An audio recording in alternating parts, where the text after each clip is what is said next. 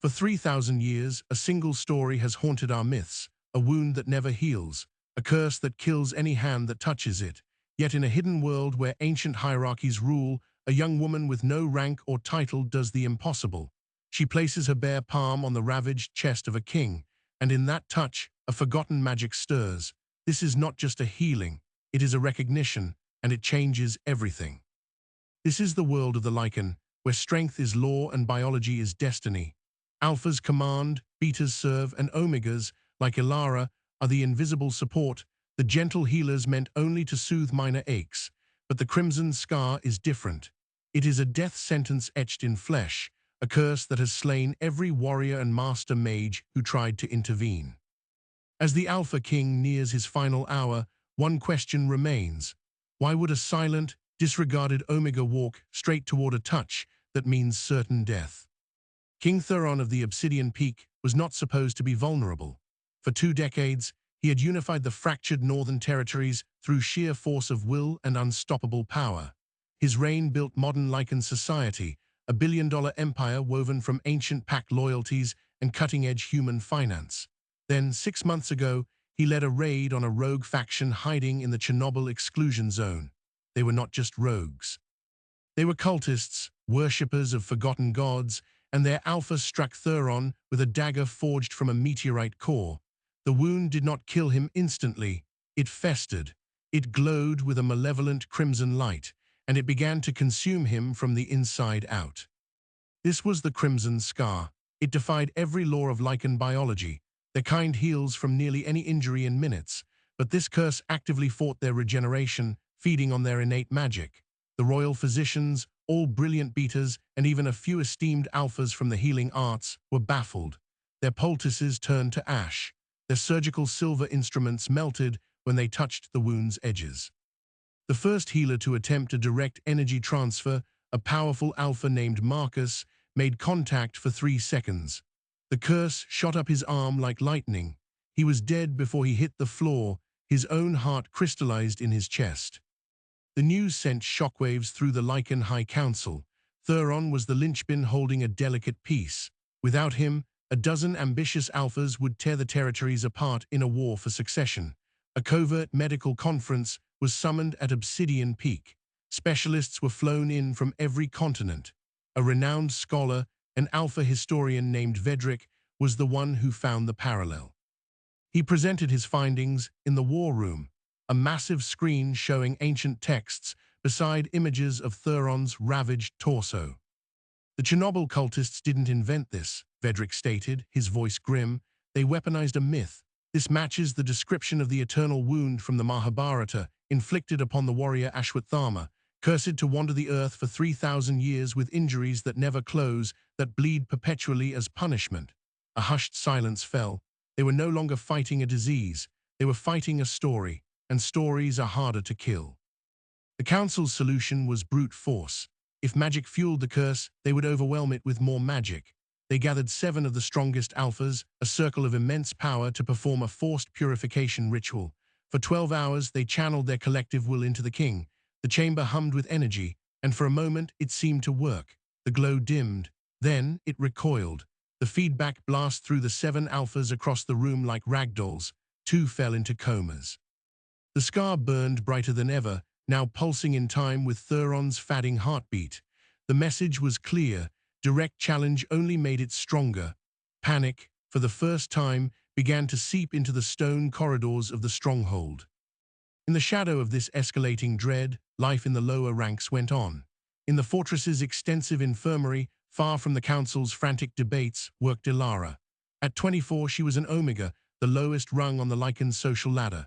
Her parents, both beaters in the King's Border Patrol, had been killed in a skirmish when she was 10. Since then, her existence was one of quiet, useful obscurity. She changed bandages, prepared herbal remedies, and comforted the sick with a calming presence that was her innate Omega gift, a gentle empathy that could soothe frayed nerves. To the Alpha doctors, she was part of the furniture, efficient, silent, and utterly non-threatening. They didn't know she spent her nights in the vast archives, studying old medical texts. They didn't see the precise, observational notes she kept on every patient, knotting patterns the high-status doctors missed in their rush.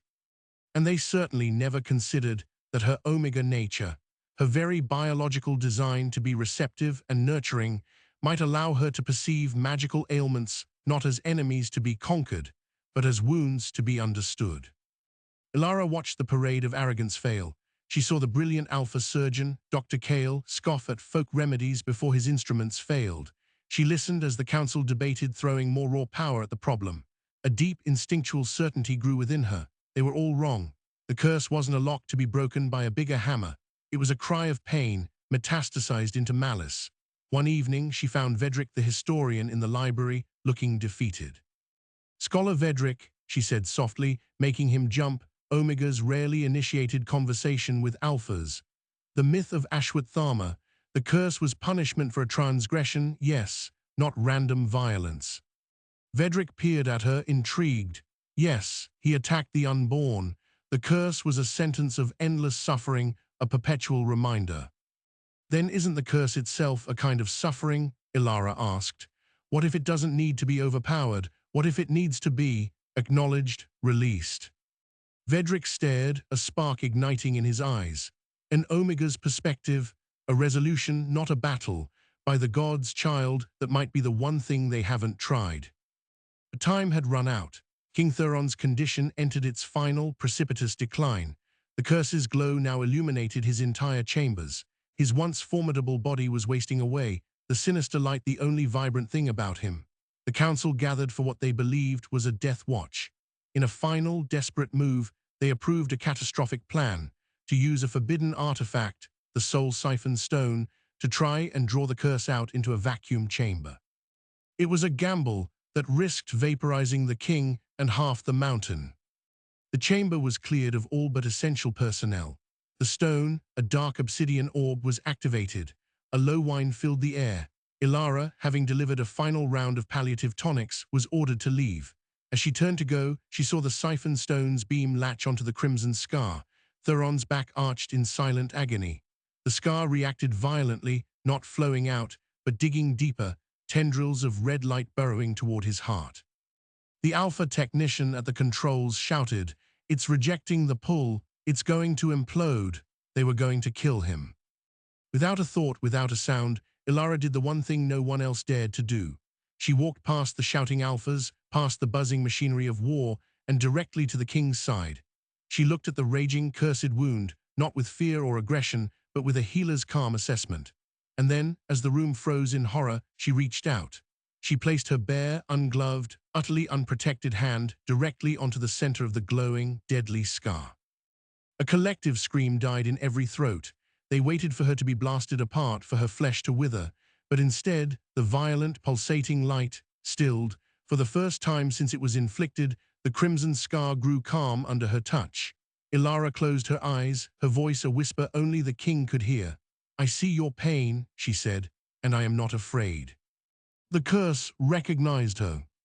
The silence that followed was not the quiet of shock, but the dead stillness of a rewritten world. Ilara's hand remained on the king's chest.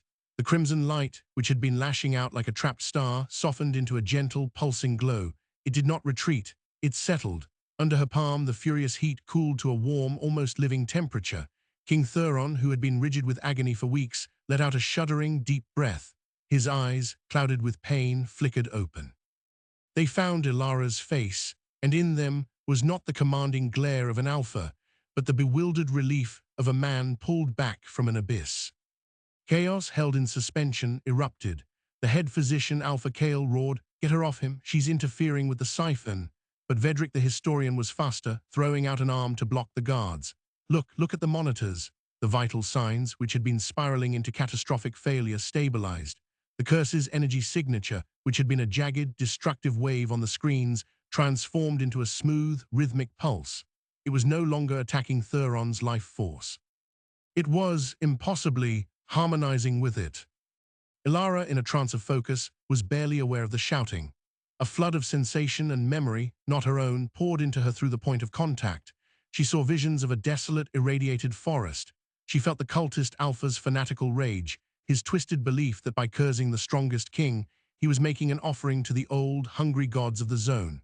But beneath that rage, she sensed something else woven into the curse's very fabric, a deep, ancient loneliness. It wasn't just a spell, it was a captured echo of a far older suffering. Enough, Kale boomed, his alpha authority crashing through the room. Two guards finally moved, gripping Ilara's shoulders to pull her away. The moment her hand lost contact, the scar flared violently, a spike of red light throwing the guards back. Thuron gasped, his body seizing. Ilara, without hesitation, shrugged off the stunned guards and placed her hand back. Immediate calm returned. The message was undeniable. She was not just a healer, she was the dam holding back the flood. They had no protocol for this. And Omega, a low-ranking infirmary assistant, was the sole anchor for the king's survival. The council was summoned to the medical suite, a collection of the most powerful alphas in the territory, forced to stand in a room where the central vital truth defied their entire understanding of hierarchy. They watched, with a mixture of awe and deep discomfort, as Ilara worked. She didn't chant or channel brute force. She asked for cool water and clean cloths. She began the humble, physical work of cleaning the wound's periphery, her touch steady, her Omega empathy a visible, calming aura that seemed to soothe the king into his first natural sleep in months. The political calculus began instantly and in whispers. Chancellor Rykard, Thuron's second and a wolf of pure political ambition, pulled Kale and Vedrick aside. "This changes nothing about her status," he hissed. "She is a tool, a unique one. We control the narrative. The king is stabilized by a new secret technique developed by our top alphas. She is merely the conduit, and Omega's biological receptivity makes her a suitable vessel for the procedure." Vedrick protested. "Chancellor, you saw what happened. This is a connection, not a procedure." Rykard's eyes turned cold. "The stability of the kingdom rests on the perception of unshakable alpha strength. And Omega saving the king is a paradox that shatters that perception. We will manage this, for the good of all." So the official story was crafted. Ilara was placed under the direct supervision of Dr. Kale, who was forced to accept her as a specialized biocompatible asset. She was moved from the staff dormitories to a guarded room adjacent to the king's chambers. Her world shrank to the sterile walls of the royal suite. She was to be present, her hand on the scar for hours each day, maintaining the fragile peace. In return, she was given anything she asked for, except freedom, recognition, or the truth. For Ilara, the days blurred into a strange duality. On one hand, she was a prisoner, her every move watched, her insights ignored unless filtered through Kale's authority. On the other, she was the sole intimate witness to King Thuron's return. As the curse's aggression faded, his formidable personality re-emerged. He was sharp, curious, and deeply frustrated by his confinement, and he was intensely focused on the quiet woman who held the key to his life. "Tell me what you feel when you do that," he said to her one afternoon, his voice a low rumble. She was seated by his bed, her hand resting over the now dormant scar. She hesitated, glancing at the ever-present guard by the door. "It is difficult to explain, Your Majesty." "Thuron," he corrected, "and try. I am accustomed to reports on battlefields and balance sheets. No one has ever filed a report on a curse's emotional state." Ilara almost smiled. "It's not an emotion, it's a memory of pain. It's like holding a shard of glass that remembers every cut it ever made. My touch tells it the cutting is over." Thuron studied her, his gaze missing nothing. "Kale tells me your Omega neurobiology acts as a passive filter, a living insulator." Ilara looked down at their point of contact. "Do you believe that, Your Thuron?" He was silent for a long moment. "No, I believe it recognizes you, and I do not think it recognizes titles or biology. I think it recognizes kindness." This fragile trust was the one crack of light in her gilded cage, but outside the suite the pressure was building. The official story was thin, and the rumor mill of the fortress was a weapon in its own right. Whispers spread. The king was kept alive by an Omega's witch magic, that she had bewitched him, that her power was unstable, drawn from the same dark source as the curse. The council, to maintain control, began a subtle smear campaign. Ilara's background was scrutinized. Her parents' convenient deaths were mentioned. Her reclusive nature was framed as secretive, suspicious. The tension snapped during the first official council briefing with Thuron present, propped up in a chair, with Ilara standing silently against the wall, her role as medical apparatus on full display. Chancellor Rykard was delivering a sanitized update when Thuron interrupted. Your analysis of the eastern border dispute is flawed. You're missing the resource depletion data from the last quarter. He turned his head slightly. Ilara, the ledger from the archives, the one you cross-referenced. What was the percentage drop in usable timber? Every head swiveled to her. She froze, a mouse in a wolf's den. It was a 17.4% drop, sire. 17.4, Thuron repeated, looking back at Rykard. Factor that into your troop deployment cost projection. The room was ice. An Omega had just corrected the Chancellor's strategic report. An Omega had access to restricted archives. The unspoken hierarchy had been publicly, quietly dismantled. Rykard's smile was brittle. Of course, thank you for the clarification. But his eyes promised a reckoning. That night the attempt came. Ilara was accosted in a deserted corridor between the royal suite and her room by two large beaters in unmarked security gear. Council orders, you're coming for additional testing. The procedure was a lie. They dragged her toward a service elevator leading to the lower laboratories, places where inconvenient things could disappear. She fought, but her Omega strength was no match. Just as the doors began to close, a hand shot through, forcing them back open. It was Thuron, leaning heavily on a cane, his face pale but his eyes blazing with pure alpha fury. The aura of command that rolled off him, even in his weakened state, was paralyzing. Release her. The beaters stumbled back, dropping her instantly. Thuron didn't even look at them. He looked at Ilara, trembling on the floor. Who gave the order? He asked, his voice deadly soft. They said the council. Thuron's jaw tightened. He helped her to her feet, an act of staggering intimacy. No one touches what is mine. The words were possessive, protective, and they echoed in the silent hall. He didn't take her back to her room. He took her back to his chambers, ordering his personal guard, led by his fiercely loyal beta commander, Finn, to secure the entire wing. You stay here, Thuron told her, where I can see you, where they cannot reach you. The fortress fractured into open war. Thuron, from his sickbed, began issuing direct orders, bypassing the council. He restored Ilara's full access, named Vedrik as his official historian, and demanded all research on the curse be shared with her.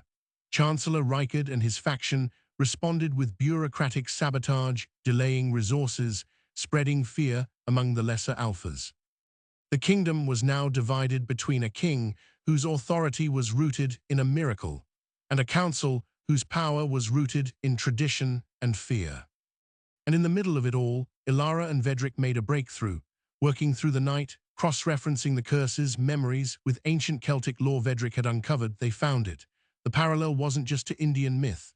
It was to the Irish fairy doctor, the healer whose power to cure and power to curse were two sides of the same coin. The curse wasn't just punishment. It was a perverted form of healing magic, twisted by rage and ritual. It was trying to heal the world of Thuron's influence by consuming him.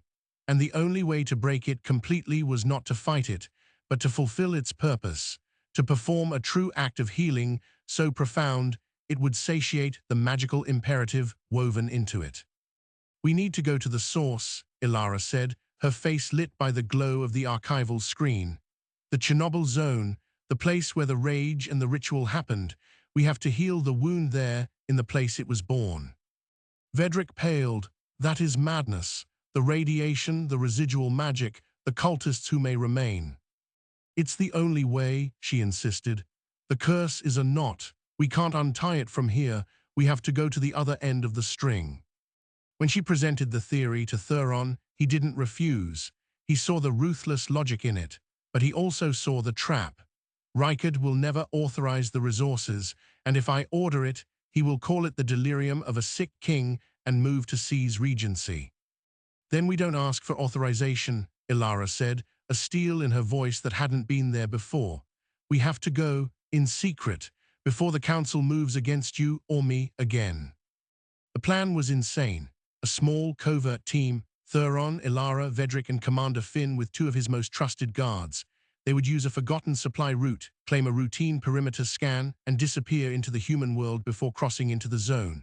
The risk was astronomical. If Thuron died on the journey, the kingdom would fall.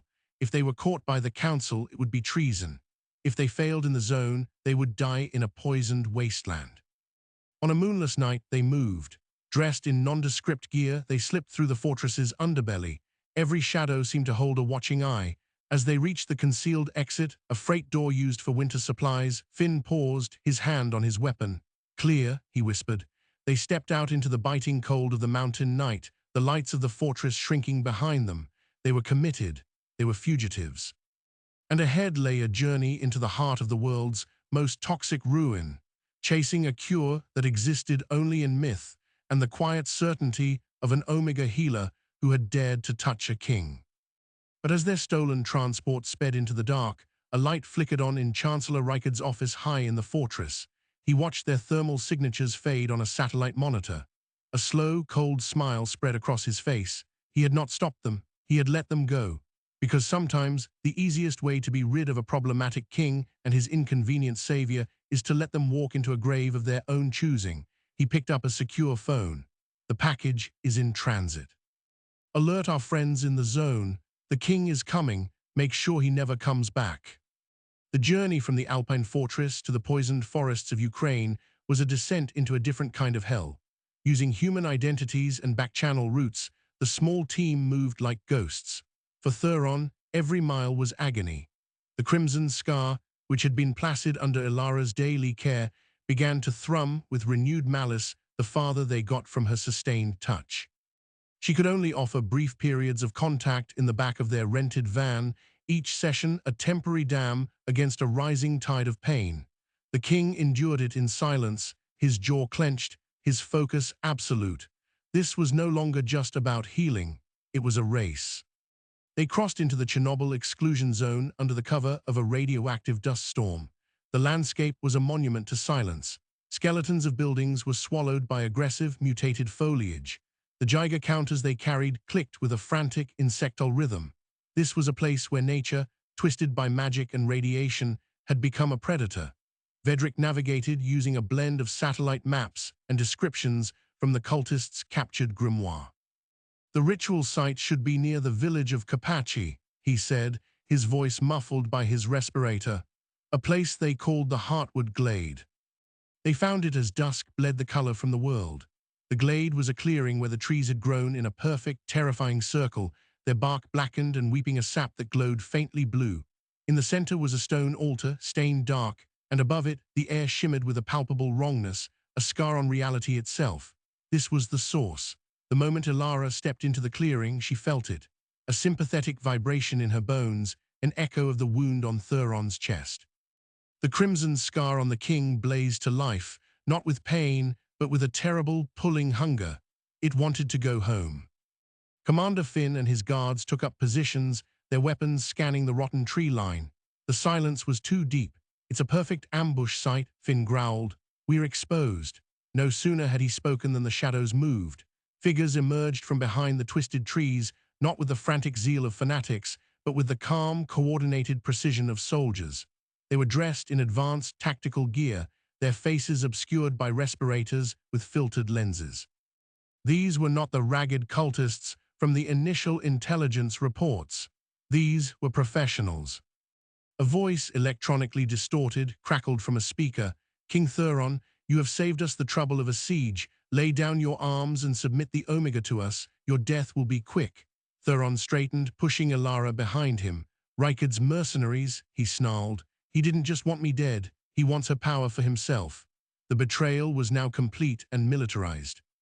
A firefight erupted, the silence of the zone shattered by the staccato bark of automatic weapons and the guttural roars of shifting lichen forms.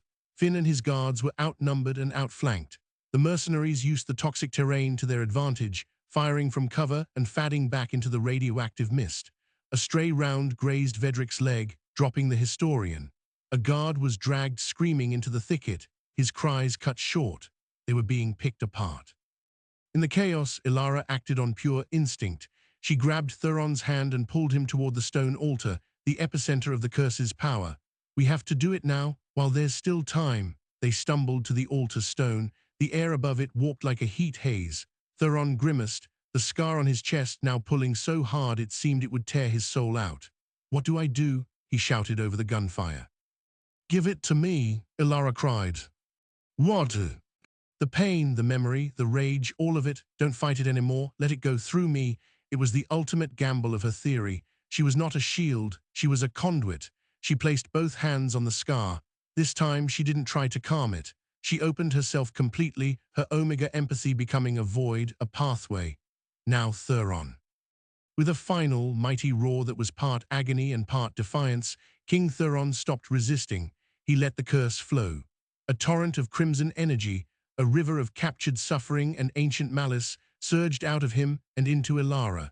She screamed, a sound swallowed by the monumental energy transfer. Visions overwhelmed her, not just of the cultists' rage, but of centuries of pain held in that glade, of the Earth's own weeping after the nuclear disaster, of the lonely, hungry gods the cultists had mistakenly awakened. She saw it all, felt it all, and she did not break. She accepted it. The energy funneled through her and into the scar in the air above the altar. The glade erupted. The twisted trees shuddered. The mercenaries stopped firing, staggering as the ground trembled. The shimmering wound in reality pulsed once, twice, and then with a sound like a sigh, it dissolved. The oppressive wrongness vanished. The crimson scar on Thuron's chest winked out, leaving behind only a pale, silvery network of scars, a healed wound. But Elara collapsed, smoke rising from her hands, her eyes rolled back in her head. She was a vessel that had just channeled a cataclysm. Thuron caught her, his own body feeling lighter and stronger than it had in months, the curse gone, but his triumph turned to ash in his mouth. The mercenaries, recovering from the shock, closed in. Their leader stepped forward, removing his respirator. It was not a stranger. It was Kale, the head physician from Obsidian Peak. "The procedure is complete, I see," Kale said, his voice cold. "Excellent. The Chancellor will be pleased. The curse is neutralized and the unstable Omega has overloaded. A tragic end to her service." He raised a weapon, a syringe gun loaded with a neurotoxin. "We'll take the king back now. Suffering a relapse from the journey, of course. The Regency will be necessary." They had been played at every turn. Rykard had never just wanted them dead. He wanted the curse gone to remove the symbol of Thuron's weakness, and he wanted Elara, the living proof of a new, paradigm-shifting power, eliminated. Thuron, with his strength returning but holding Elara's limp form, was surrounded. Finn was pinned down, Vedrik was wounded. This was the endgame. But Kale had made one fatal error. He had assumed Elara was broken. As the neurotoxin dart was fired, her hand shot up with impossible speed. She caught the dart midair, her eyes snapping open. They were no longer soft and brown. They glowed with the same faint silver of Thuron's new scars. The energy she had channeled hadn't just passed through her. Some of it had changed her. She rose to her feet, standing beside her king, and the air around her hummed with a quiet, terrifying authority.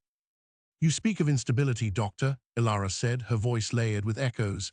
"But you confuse harmony with silence. The curse is gone, its voice is now mine." She looked at the mutated trees of the glade, and with a gentle exhale, the weeping black sap stopped. The aggressive glow faded, leaving behind ordinary, if still twisted, bark. She had not just closed a wound in reality. She had healed a fraction of the land itself. The mercenaries froze, their certainty crumbling. They were trained to fight wolves, not whatever this was. In that moment of stunned hesitation, Commander Finn struck. A grenade, launched from his position, exploded as a flashbang in their midst. In the confusion, Finn and his remaining guard laid down covering fire. "Go," Finn roared at Thuron. "The extraction point, now."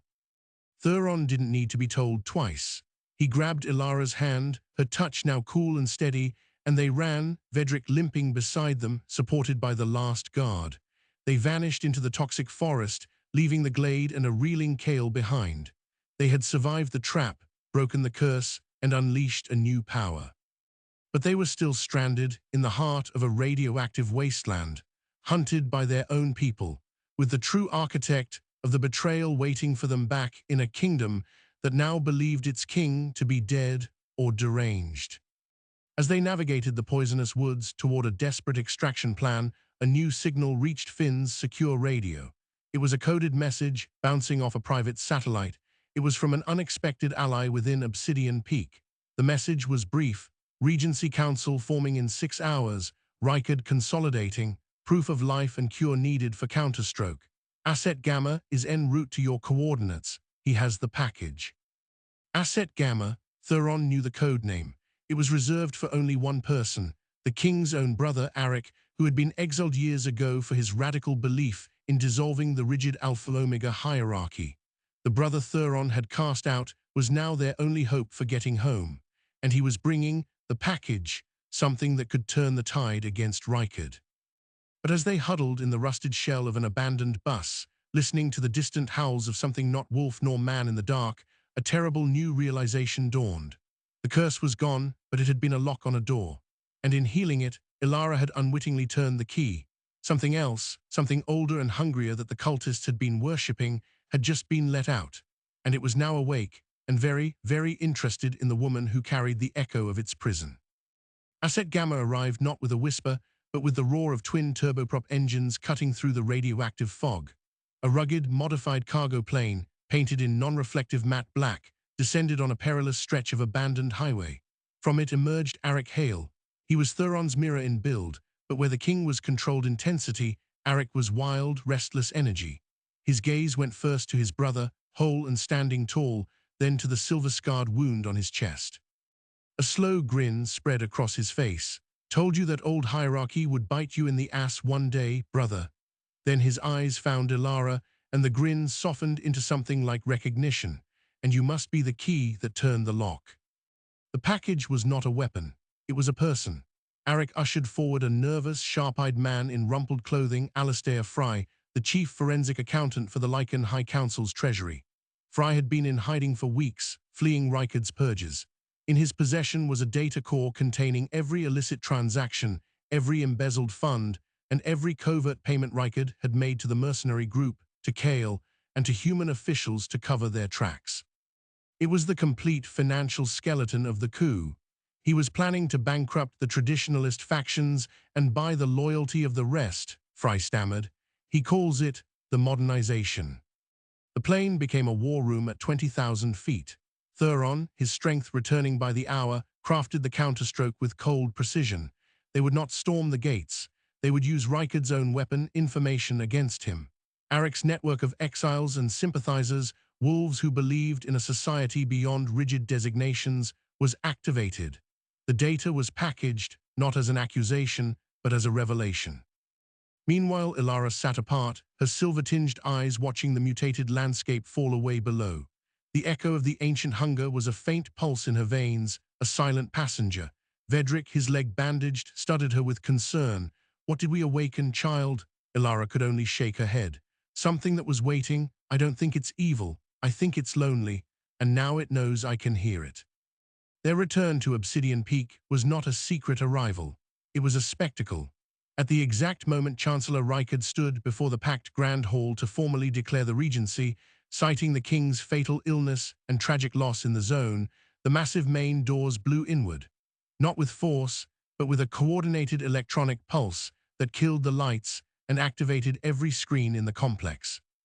Thuron walked in, not as a convalescent, but as a sovereign in full command, Ilara at his right hand, Arik at his left.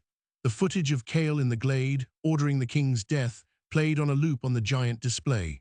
Rykard's face went slack. There will be no regency, Thuron announced, his voice filling the dead-silent hall. There will be a reckoning. For the next hour, with Fry's data as his blueprint, Thuron dismantled Rykard's conspiracy in public. He named names, revealed amounts, exposed the plot to fabricate the king's death and seize power.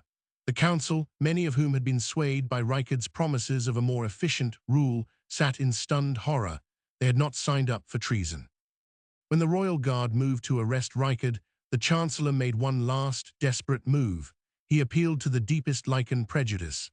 "This is all a lie constructed by that," he shouted, pointing a trembling finger at Ilara.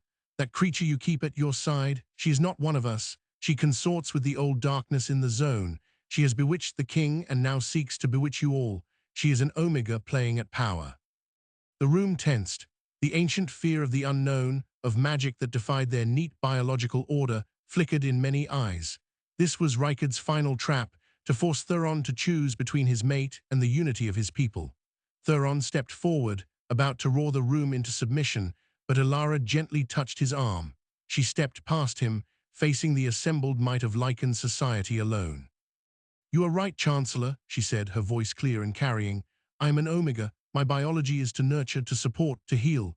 She raised her hands, and in her palms a soft, silvery light coalesced, the same light as Theron's scars. But what if our understanding of biology is a cage? The curse did not recognize your alpha strength. It devoured it. It recognized empathy. It recognized a willingness to bear pain without returning violence. She turned her gaze to the council. You fear what I have become, but I did not become this to rule you. I became this to save your king. The power I touched in that glade is not a tool for domination. It is a mirror. It shows a wound, and it offers a choice, to fear it or to heal it. To demonstrate, she asked for the one thing they would understand, a volunteer. From the back of the hall, a young beta guard stepped forward, his face gaunt. He had a chronic magical wasting sickness from a rogue encounter, an ailment the physicians had called untreatable. Ilara placed her hands on his chest. She did not fight the sickness. She listened to it as she had listened to the curse. The silver light flowed, not aggressively, but like water finding its level. The guard gasped as color returned to his face, as the perpetual tremor in his hands stilled. He looked at his own hands, then at Ilara, and tears welled in his eyes. He dropped to one knee, not in submission to an alpha, but in gratitude to a healer. The act broke the tension. It was proof that her power was not corruption, but a higher form of their own innate healing gifts. Rykard, seeing his last card fail, tried to bolt. He didn't make it 2 steps before Arik was on him, pinning him with effortless strength. You know, Arik mused, for a guy who believed so much in the strong ruling the weak, you're remarkably fragile. Rykard was dragged away, his political life over, facing exile in the very northern barrens he had once threatened others with. The cleanup was thorough and transformative. Kale and the mercenaries were captured trying to flee the zone. The council was restructured, with seats granted not just by bloodline strength, but by merit. The first Beta and Omega advisors were appointed, with Vedrick leading a new historical and magical research division. Arik was offered a formal pardon and a position, but he declined, choosing to remain as Theron's external affairs liaison, a spy and diplomat to the wider, unseen world. The most profound change was the quiet dissolution of the strict caste system within Obsidian Peak.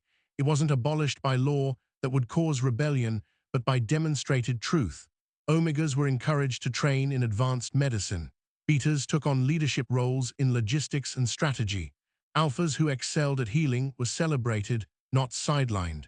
The kingdom began to heal from the inside out.